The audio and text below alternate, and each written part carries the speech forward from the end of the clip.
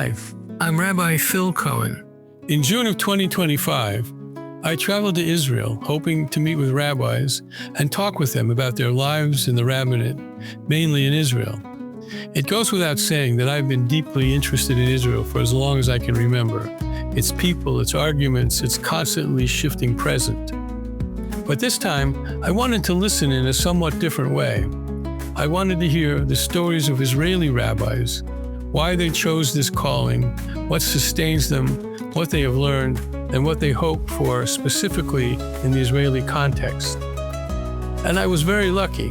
I met with men and women from different denominations, different stages of life, different corners of the country. My plan was to visit them in their homes, to sit across from them and talk face to face. Unfortunately, the week I arrived, Israel entered a 12-day clash with Iran. I ended up conducting all of my interviews from my Airbnb on Zoom. Incoming missiles interrupted one interview as my subject and I both fled to shelter. Even on Zoom, however, the conversations, all of them, were rich, revealing, and deeply human. Something unexpected came out of that experience. Originally, I had planned to speak with rabbis all around the world for this podcast. Maybe I still will going forward. But for now, I'm staying with Israeli rabbis. Their stories and Israel's stories are bound up together in very interesting and creative ways, and I find that connection endlessly fascinating. That, then, is what this podcast is about. The lives, the questions, the faith of those who serve the Jewish people, and the God with whom we live in covenant across our shared history. I am Rabbi Phil Cohen, and I am a small part of that story.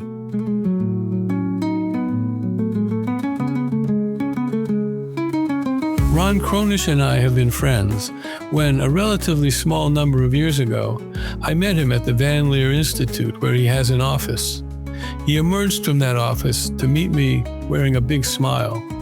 We had coffee, we talked about Israel, about the rabbinate, our families, and things like that.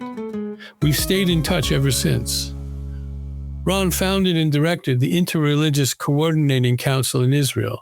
He blogs for the Times of Israel and writes book reviews for the Jerusalem Report, and is the author of 2 interesting books. So my next interview subject is my good friend Rabbi Ron Kronish, who I've known now for a good couple of years. Back and forth, him in the States, me in Israel.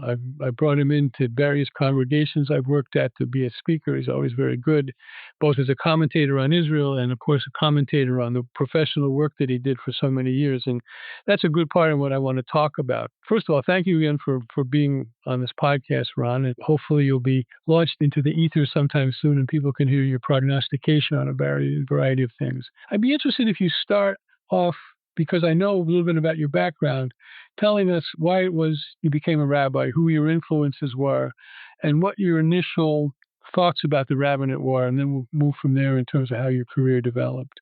I grew up in the family business. My father was a Reform rabbi in a large congregation in Miami Beach, Florida.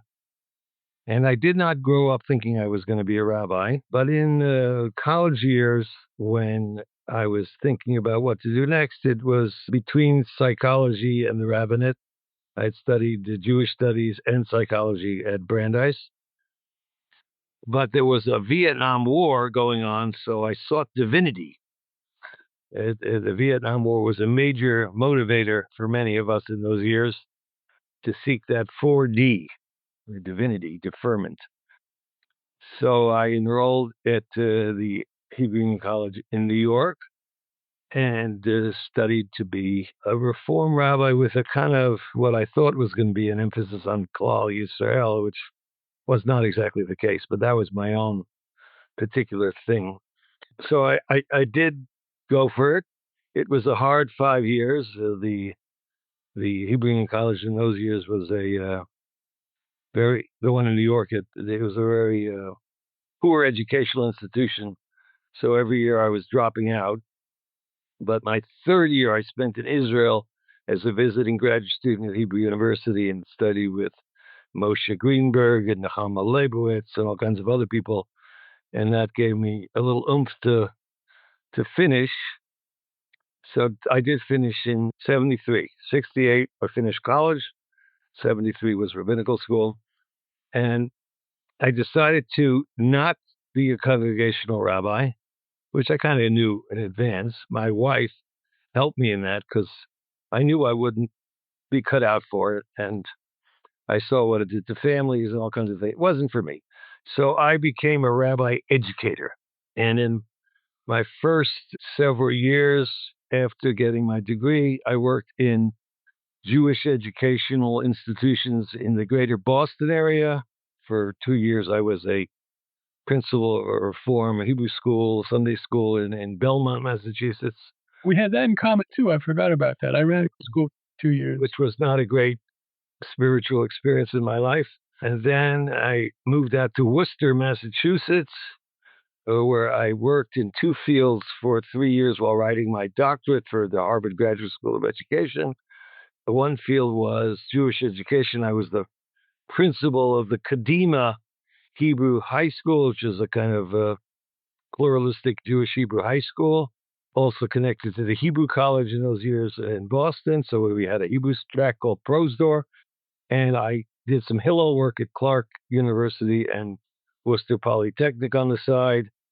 But we didn't love Worcester, and we were happy to leave after 3 years, and we made Aliyah in 1979 after working in what we call supplementary Jewish education, which was, in my view, largely a waste of time, mine and everybody else's. It was not a rich educational experience. Speak to that for a minute. Then I don't want to go off too far in that. Well, it's a long story, but in those years, I was in my sort of radical Jewish student Zionist phases. In graduate school, I read a book called Deschooling Society by Ivan Ilyich, famous book, and I wrote some articles on deschooling Jewish education. I was among the people who said, let's forget Hebrew school, let's just do camps and retreats and Shabbatonim and all that kind of thing, because I saw what Hebrew school was about. It was a huge waste of time for everybody involved. And I have, back then, I don't know what it's like now, but I had no hope for the supplementary Jewish education reform conservative movements or the pluralistic ones, except for the few who were like, back then, who took it a little bit seriously and were in the Prosdor program, Hebrew speaking, and that was a little better, but not a lot. Anyway, I dabbled in Jewish education for America for a while because I was getting a doctorate in education. And when I came to Israel in 79, I worked my first 7-8 years in the Institutes for Jewish Zionist Education, which was an informal educational institutions with chapters all over the country, where we were having discussions with high school students and their teachers about what it meant to be Jewish in the Jewish country, what did Zionism mean, what did Israeli Judaism mean, all these issues. I spent 7 years thrashing them out with students and teachers. I was what they call a supervisor, and I was a trainer of facilitators. And actually, I loved that. It was great fun, great experience. I learned a tremendous amount about Israel. It was a Hebrew-speaking environment, so I spent most of my time in professionally speaking Hebrew, which was great. And we had a great staff, and there was a lot of energy. And I have to say, I learned a tremendous amount during those 7 years and actually enjoyed it. It was also, I have to say, a slightly different period in Israel. When I came to Israel in 79, it was 3 months after the peace agreement with Egypt. So if anybody can remember back that far, the peace agreement with Egypt was in spring, like April 79, and I came June. It was like 4. We thought the Messianic era was upon us because making peace with Egypt was like, a big deal, making peace with our biggest Arab neighbor we'd fought all these wars for. And for the first 6-7 years in Israel, till 86, there was no intifada. I rode around the West Bank like, no problems everywhere. It was a peaceful time in Israel, which a lot of people forget, until the first intifada broke out in December 87.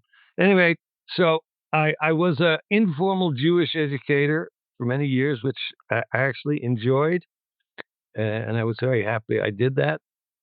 And then I made a transition because my father had been sick. As I mentioned, my father was a former rabbi of a large congregation in Miami Beach. He suffered a stroke. What was your dad's name? Leon Kronish suffered a stroke in January '84, which greatly reduced his ability to speak and to walk and so forth.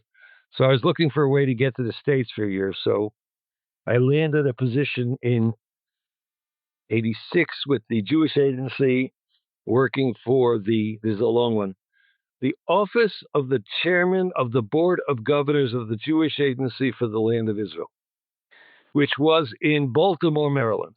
The chairman was a man named Chuck Hofberger, who was a proud Reform Jew, as it happened. And he and I got on very well. It was a lot of fun for a year and a half and very interesting to learn about the Jewish Agency and the Board of Governors and everything, how it worked, and meet all those people. And during the year and a half that I was with him, I ghost wrote a couple of famous speeches. One was the one about the streams. That is, we invented that year because of pressure from my colleague Eric Yaffe and others who was then with ARTSA. We invented a thing called the streams, or we called it the rivulets when we were joking. That is, Reform and conservative and modern Orthodox had to be recognized and supported in Israel by the Jewish Agency. So I remember in February that year, I wrote a speech for Hofberger, which he delivered to the Board of Governors, where he announced the streams. And from then on, in the beginning, it was $1.6 million for the Reform, then to the conservative and the modern Orthodox. And that was the beginning of what later became the Reform Jewish involvement in the WZO and in the Jewish Agency, and for a lot of the programs to this day of the Reform and conservative movements in Israel that they got through the WZO and the Jewish Agency. So I did that for a bit. Then I moved on to work for another Jewish organization called the American Jewish Committee office in Israel, which I ran for 4 years. And in the middle of that, I found myself, partially by accident, getting involved in a lot of interfaith work. The former director had been involved in what consisted of interfaith work in Israel in those years. And he took me to some meetings, and there was another organization called the Israel Interfaith Association, which was falling apart. And a few people came to me and they said, let's start something new. So in, let's say around, it was the year of the Gulf War, January 1991, we founded, a bunch of us, a thing called the Interreligious Coordinating Council in Israel, the ICCI, which was meant to be a coalition of organizations throughout Israel which worked on interfaith understanding between Jews, Christians, and Muslims in Israel. So let me press that for a second. When you say interfaith work, all right, so you're working with other religions, that's clear. But taking it down a step deeper, what does that mean to do interfaith work? Okay. So elements that you're trying to accomplish? So when I came along, most of the interfaith work that I discovered that was going on was Jewish Christian. Very few Muslims were involved. Very Western, very theological, historical. How many times can we go over the split in the first and second centuries? Well, I guess you can just keep going over it forever. What split do you mean? The split, when the Christian church and the Jews split, they were separate things. Most of the people involved were either German or American or English who conducted the dialogues. I used to write about this as if they were in Rome or Geneva or New York, and had almost no relevance to what was going on the ground here. So when I got involved, it so happened that it was parallel to the growth of the Oslo Accords and the peace movement of the 90s. So our interfaith dialogue kind of changed, and we called it Interfaith Dialogue for the Sake of Peace. And we merged two fields, interfaith dialogue and peace building. I recently had some conversations with some people at the Hartford seminary, which used to be the Hartford Seminary. It's now the Hartford International School for Religion and Peace.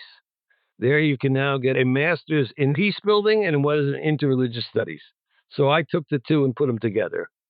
And I didn't get the master's. I did the field work, and then later on, after I retired, I wrote 2 or 3 books about what I learned.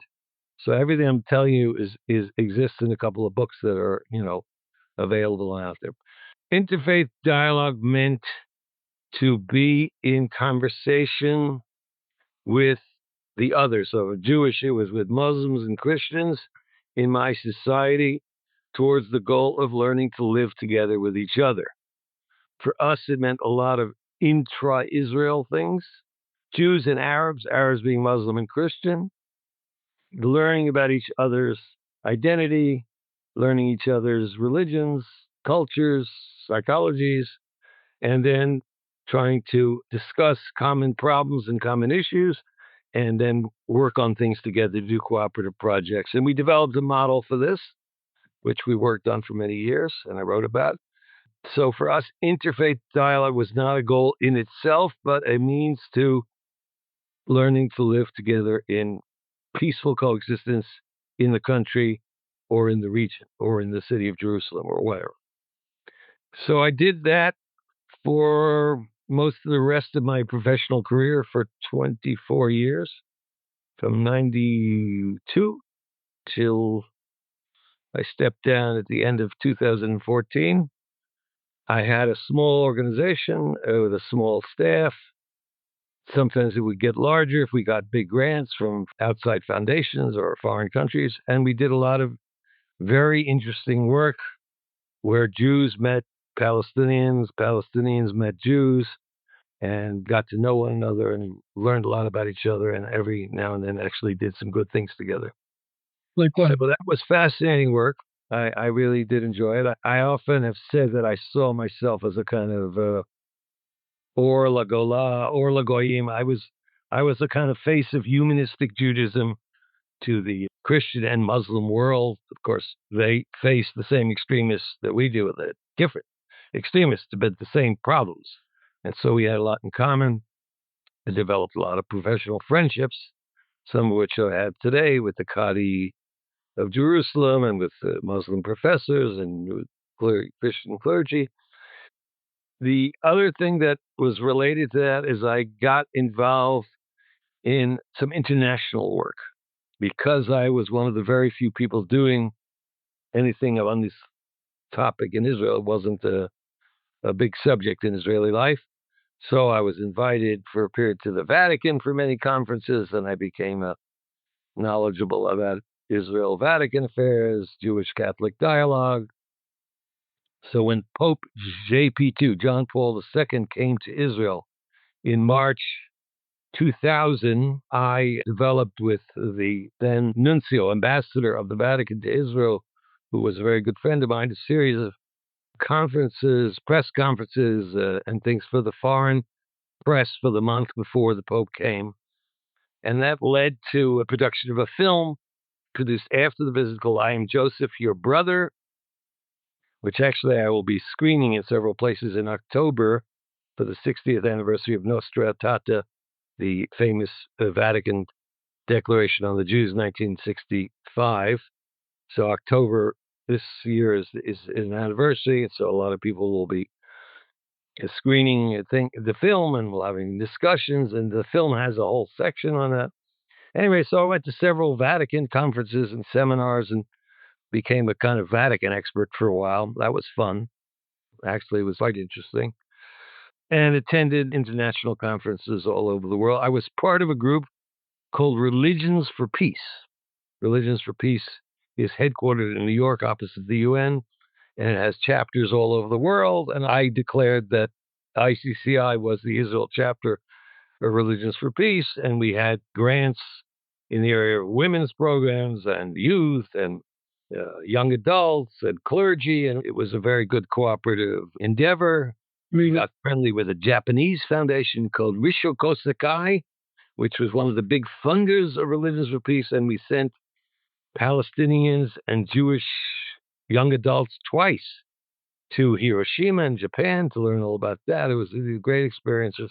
Most of my work and the people I supervised and raised money for was local, but I got invited to all these international conferences of different kinds, which, of course, made the job interesting, more fun, and I became a spokesman for the kind of field of interreligious dialogue and peace in many forums, and I used to tell a lot of stories about that. So one of the groups I used to be invited by was a Catholic group based in Rome called the Community of Saint Egidio.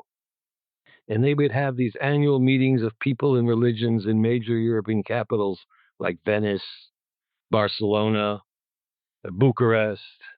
I don't remember. I've been at Rome. I was at several of them. And at one of them, I'm giving a talk about these kinds of things and what we were doing for religion and peace in Israel. And there was an archbishop from Mozambique who stood up, and instead of asking a question, he made a comment, which is what I call a Jewish question, except in this case it had a question mark. And he said, I never heard of anybody who worked for peace in Israel. You're the first person. Is there anybody else? So I told him it's a network of 70 organizations and thousands of people around the country doing these things. You don't hear much about it because we don't kill anybody. And thank God we haven't had any scandals, so we don't make the news much.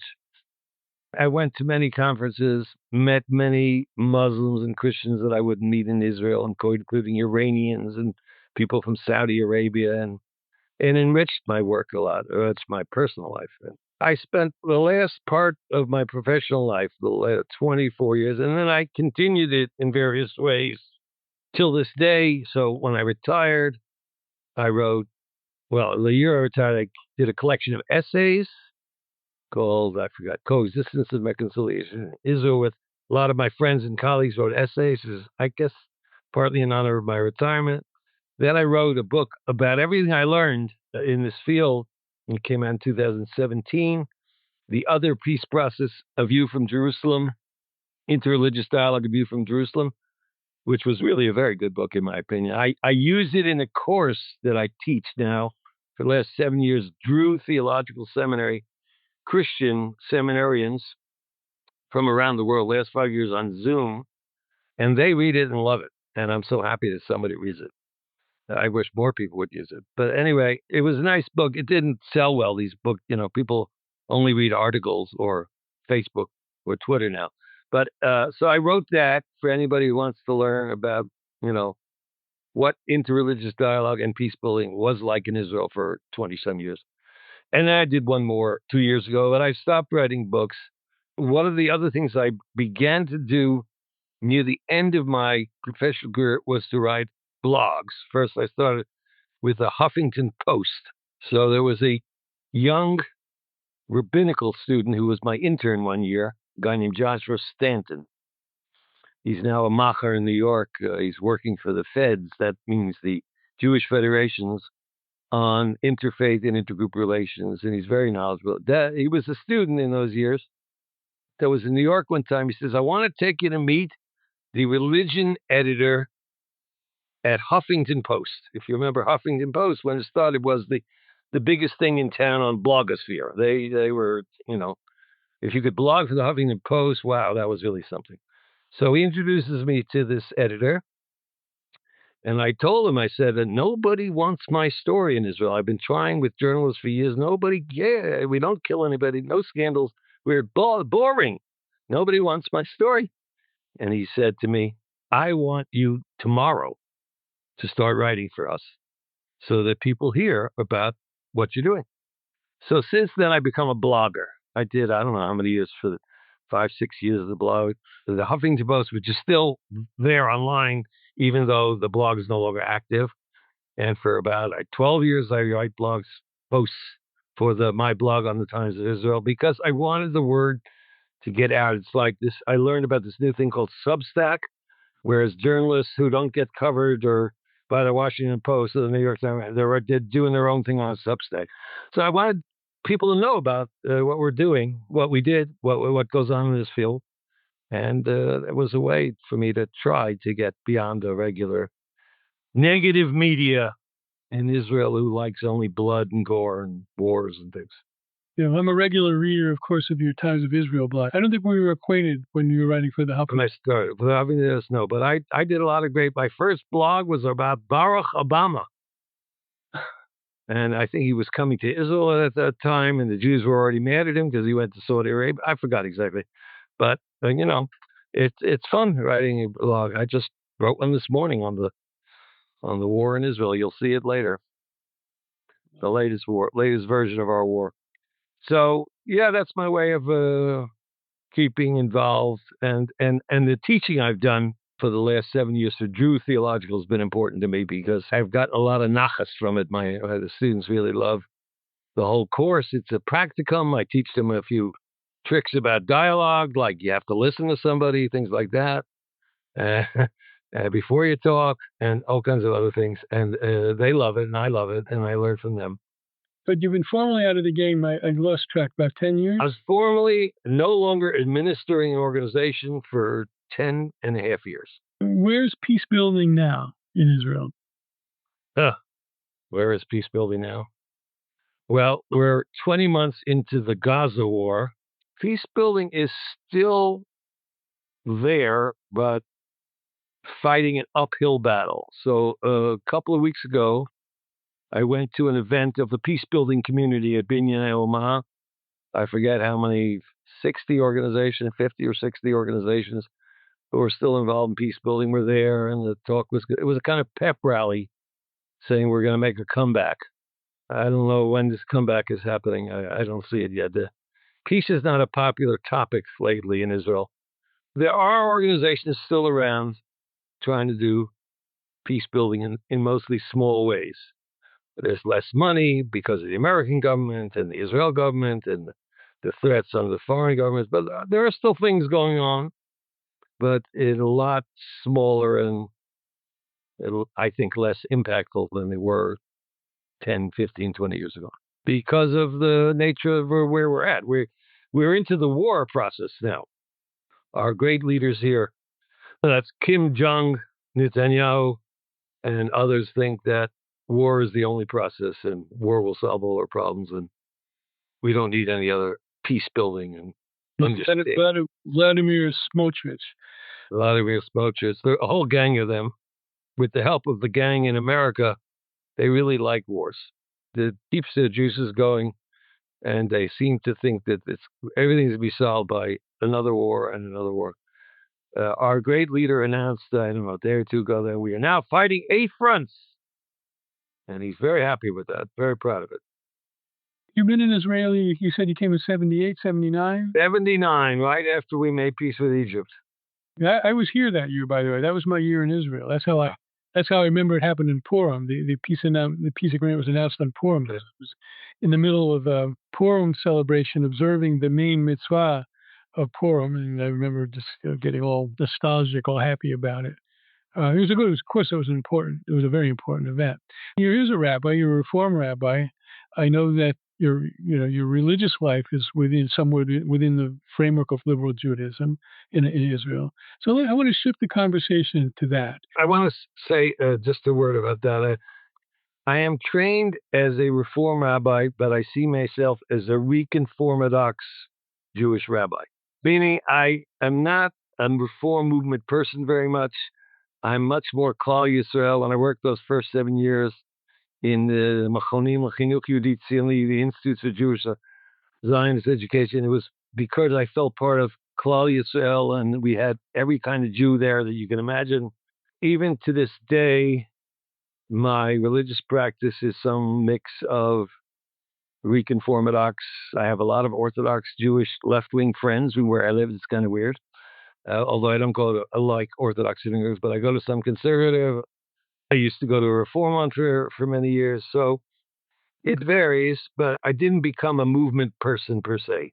A point well taken, and I agree, and I think that good part of my career is also engaged. I would have, if I'd been in America, I probably would have been in Hillel or Jewish education. Really, where I was going with that comment is it places you're a non-Haredi Jew. Right. No, I am definitely not Haredi, and I'm not Orthodox And in any way, shape, or form. so in that regard, I'm just asking you to kind of reflect upon the status quo of non-Orthodox Judaism, Yeah. whatever you call it, where its successes are, what you think its Yeah. future is, what do you think it needs to do? Again, I don't have a lot of inside information about what's really going on in these movements right now. I don't So care. my views are very impressionistic, based on anecdotal evidence of many years. I'm not asking you for any footnotes. And Okay, no footnotes. So I think the reform and conservative movements in Israel are minusculely small and mostly irrelevant to Israel.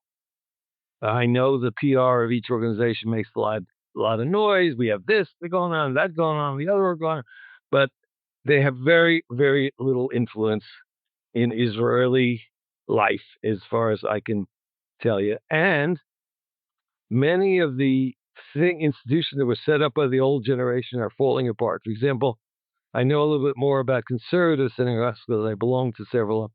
They were all in trouble. The old guard didn't reproduce. Their children aren't in the synagogues. If they're in, half of them aren't even in the country, and they're dying in French Hill and in Remote and in the Talpiot Mizrach. They're not going to last forever. They don't have a second generation, and this is just the ones I know, and I know some others. So I don't think the reform or non-Orthodox movements have made a major impact in Israeli consciousness. There are some exceptions. One important exception is Rabbi Gilad Kariv. And who's him? Rabbi Gilad Kariv, member of Knesset now for the Labor Party for the last several years, is a great spokesman for liberal humanistic Judaism. He wears his kippah on his head every day. He's a proud Reform Jew. He gets attacked every now and then and thrown out of. He was thrown out of a committee meeting at Knesset last week and yelled at because he's a Reform rabbi. He's a great influencer and a great spokesman for Reform Judaism. But all the tiny little synagogues that go on have very, very little impact, as I could see in the country. So it's been a great disappointment. Now, I'm not knowledgeable enough to analyze why that is the case, but I think that it is the case. Neither have produced any, aside from Gilad Kariv, any great leaders, any great spokesmen that you would know about. It's minor stuff. And therefore, I don't think it's having an impact on Israeli Judaism in any significant way. Now, there's some new developments outside of these movements in recent years. They call it here Hitchadshut Yehudit. There are a variety of organizations trying to renew Jewish culture. Define that word. What do you mean? Religion becomes maybe a part of it. It's got a bialik religion, where it's cultural religious Judaism. The work of Rabbi Tamar Elad Applebaum in this program in recent years of Rabbanut Yisraelit, an Israeli pluralistic rabbinate, may have some influence down the road, but I don't think it's that. Could you locate that? Where does one study to become a pluralistic rabbi? You study at the Hartman Institute. It's a joint program with the Oranim Teachers Training College, which is secular in outside of Haifa, and the Hartman Institute. And I don't understand enough about it, but you'll speak to some of the rabbis who are on the inside of that, who can tell you more. But I think it's a thing to look at down the road. The problem is that the notion of pluralism is not accepted in this country yet. We have de facto pluralism, but not de jure.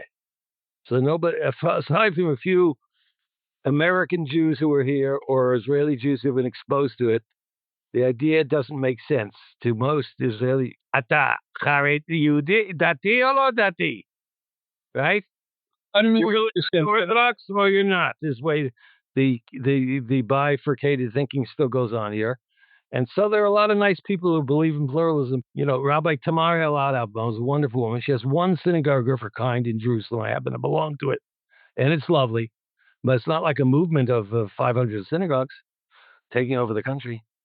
So that's the story. What has happened from the way I see things in in Israel in recent decades, certainly in the last year, is the growth of this mutation of so-called religious Zionism, which when I write about, I put religious and Zionism in quotes.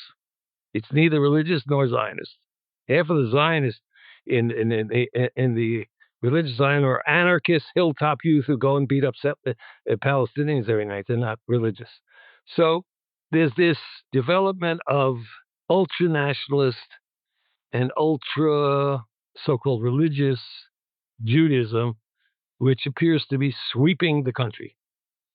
Ben-Gvir and Smotrich are the representatives. They came in with 14 seats in the last election, and because of them, Bibi was able to form a coalition, and they are the Judaism of Israel now to the world. And their numbers are growing. They have lots of children and lots of followers, and I don't know them, but they live in settlements and they live all over, and that's an illiberal form of Judaism, anti-liberal, anti-modern, anti-humanistic. It's pretty hard stuff for me to grapple with, but I think they're the majority now. I don't know if they're the majority. They're a very strong presence. Yeah, I don't think they're the majority either, but They may not be the majority, but they're very strong. So there's a group called Smol Emuni. These are religious Orthodox Jews on the left.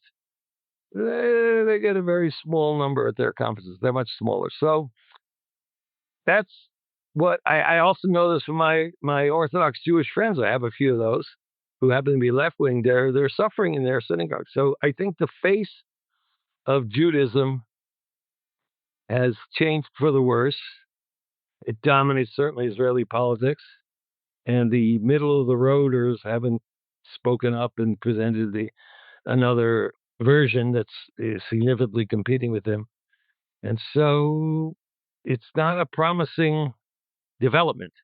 And the liberal Jews or the Hitkatshut, the Jewish cultural Jews, are small pockets of cultural and spiritual resistance here and there, but I don't think they add up to very much in the country, I'm sorry to say. So I am on the pessimistic side about liberal Judaism in Israel and liberal anything in Israel. Israel has become a very illiberal country, kind of like Magaland in Hebrew. You feel like you're somewhere between Oklahoma and Missouri. I don't know. It's a very strange place of which it's hard to feel at home anymore. It's not as Tom Friedman wrote a couple years, it's not the Israel that I knew and grew up with. Changed so radically that it's hard to recognize. So there are a few pockets here and there. It makes us feel nice, and we sing nice songs and say nice things, but we don't have any major impact on the country right now. Sorry to say. Except for Gilad Kariv, which is why, for the first time in my life in Israel, I joined a new political party, of which he's one of the leaders, called, in perfect Hebrew, HaDemokratim. Yeah, so let's focus on that as the end of our interview. I don't want to end on a bummer. All right, let's end on a good note. So, HaDemokratim is a merger of labor and Meretz. In the last elections, Labor got in with 4, of which Gilad Kariv is 1, and the Meretz was out. Now they're predicted at the moment to be the 3rd largest party in Israel. What are the 2 largest parties? The 2 largest is the fictitious imaginary party of Naftali Bennett. Naftali Bennett and friends in the polls defeats Netanyahu and his friends. And coming in strong, the not so strong 3rd is Yair Golan, and the Democratim are somewhere around 13 seats. The others are 24, 27, something like that. In other words, there is a little bit of a rebound in the liberal camp. So instead of 4 seats, if you get 13 or 15, I don't think we're going to form the government, but the liberal voice may come back in a way, a liberal Jewish humanist Zionist voice, which used to be the dominant voice in this country. And I'm going to put some time into recruiting people to join the party and to vote and so forth. I think it'll give us a little boost. maybe it'll solve something. We have a real dilemma now. If you had asked me last week, I would have said Netanyahu's finished. Completely finished. He should resign now. But as of yesterday, he's now once again a national hero. He is David against the Goliath of Iran again. That's for the first 2 days. We'll see. We'll see where that all goes. We'll see where that goes. But if he comes out a winner in this, then all the polls and predictions of the last month or two are in the garbage. And then he can be prime minister for another 6 For life. He and Donald will be for life. Trump, Putin, no more elections. Make them king. The flavor of your talk just now, I gleaned from you the very first time I met you, when I met you with Van Rensselaer Institute. Van Leer Institute. And Van Leer Institute. You bought me a coffee, and that's the first time we met face to face. So the tone of your talk is been pretty consistent. Okay. And I walked away. I mean, I've always thought of you as an important teacher for me, actually, because of that. Because you kind of hit me over the head and shake some of the bleak facts around here. And shake a little bit of my naivete out of me. I don't think totally out of me, but you won't hear what I'm saying from the leaders of AIPAC or the UJA. That's true. Or ARTSA for that matter. I don't know about that. But look, this conversation has been really, really good. I really loved hearing about your career. I mean, I read both of your books, of course, and I believe, if memory serves, I interviewed you on some. Well, on one of them. When you were in Allentown, I was selling one of my books, and we were the first. I also interviewed you for New Books Network, I think. Oh yes, of course. It's on my website. Yeah. So, and I read your other book, the other piece with the other peace process, and I'm glad it's still in print and people are reading it. Still in print, and every now and then I hear somebody who reads it and gives me nachas.